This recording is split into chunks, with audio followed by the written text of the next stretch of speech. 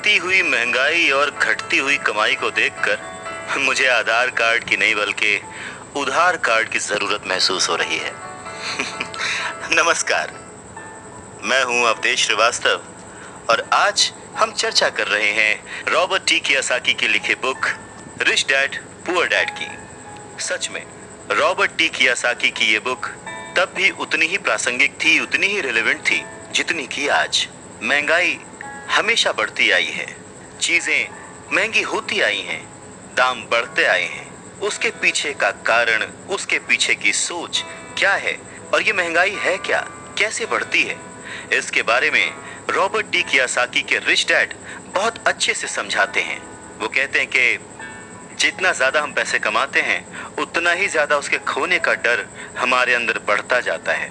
पैसे के साथ जो डर आता है, पैसे के साथ जो लालच आता है, वही हमें पैसे के पीछे भगाता है और हमें पैसे का गुलाम बनाता है। हमें ये समझने की जरूरत है कि इस लाइफ की जरूरतों में हम सब बंधे हुए हैं। हम सब अपने परिवार को चलाने के लिए, अपनी डेली नीड पूरी करने के लिए, अपने शौक पूरे करने के लिए दिन ब दिन पैसे के पीछे भागते रहते हैं।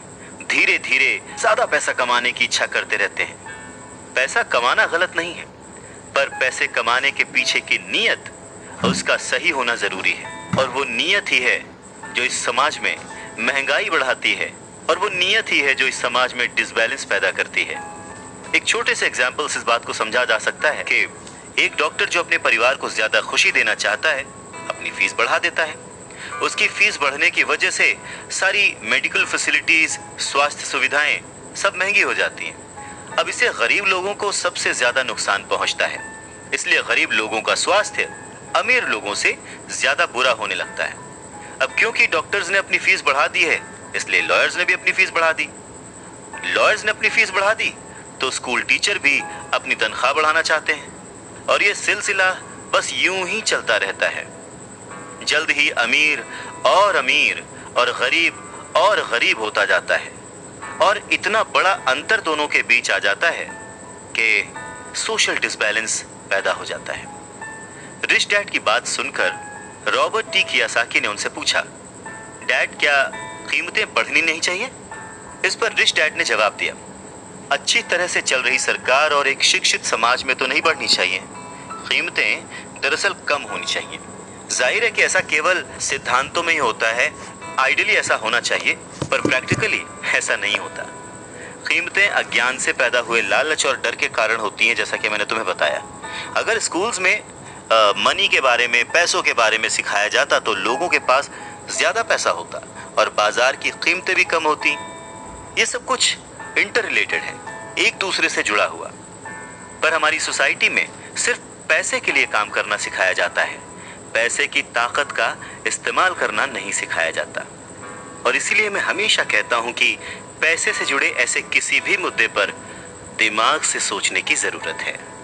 इसके आगे रॉबर्ट टी कियोसाकी अपने डैड से पूछते हैं, डैड, बहुत देर से आप कह रहे हैं कि दिल से मत सोचो, दिमाग से सोचो। आखिर दिल से सोचने और दिमाग से सोचने में फर्क क्या है? इस पर रिच डैड उन्हें समझाते हैं, देखो, मैं ये बात अक्सर सुनता हूँ कि हर आदमी को काम करना पड़ता है, या फिर अमीर लोग दूसरों के पैसे मार लेते हैं, मेरी सैलरी बढ़नी चाहिए, मैं इस काम से खुश नहीं हूँ, मैं दूसरी जगह जॉब ढूंढ लूंगा, वगैरह वगैरह। पर अगर हम ध्यान से देखें तो ये सारी बातें भावनाओं में बहकर कही गई हैं। ये सारी बातें इमोशनल होकर कही गई हैं, और अक्सर भावनाओं में बहकर हम जो भी डिसीजन लेते हैं वो सिर्फ हमें नुकसान पहुंचाता है। तो बात को समझो, जब भी कोई डिसीजन लो, दिमाग से लो, जल्दबाजी मत करो, हाँ, पर जल्दी करो। बस इसी तरह से मन लगाकर काम करते रहो। तुम्हारा जो दिमाग है वो तुम्हें जल्द से जल्द कुछ ना कुछ ऐसे सही तरीके बता ही देगा जिससे तुम ज्यादा कमा पाओगे, ऐसी चीजें देख पाओगे जो दूसरे लोग नहीं देख पाते। मौका उनकी नाक के नीचे होता है, अवसर उनके पास होता है, सामने होता है, पर वो उसे पहचान नहीं पाते। पर अगर तुम दिमाग से काम लोगे तो तुम उन्हें पहचान पाओगे, उन मौकों का फायदा उठा पाओगे और जिंदगी में आगे बढ़ पाओगे।